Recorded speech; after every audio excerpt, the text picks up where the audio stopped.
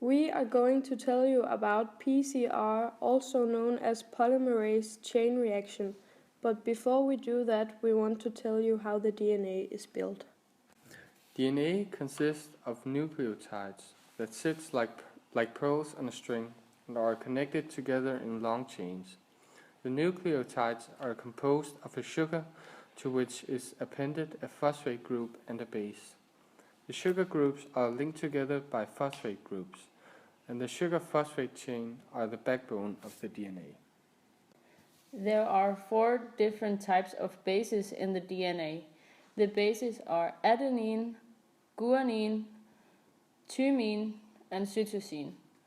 The pairing of the bases in the double helix is done in such a way that A is always attached to T and G is always attached to C. We are using this PCR puzzle to demonstrate the phases of the polymerase chain reaction. The bases comprise of a sugar red, black, or white puzzle pieces. The different sugar colors are included to make it easier to see the primer and template. They do not represent different chemicals. The DNA is being held together by phosphate, which is represented by the purple puzzle piece. The 4 different bases are also represented by different colors. The yellow is cytosine, the green is guanine, the orange is thymine, and the blue is adenine. In phase 1, also called the denaturing, it starts with a double-stranded DNA. When it reaches a temperature of 95 degrees Celsius, it will separate into 2 separate strands.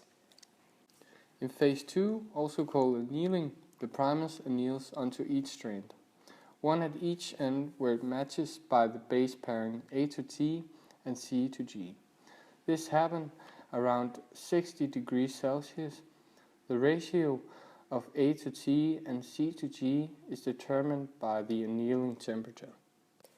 In phase 3, also called extension, the primer is extended by copying the template where it matches by the base pairing A to T and C to G on both strands. This happens at 72 degrees Celsius. This process of PCR with 30 cycles will take about 2 to 3 hours. This PCR process can be used in different aspects in the gene technology field.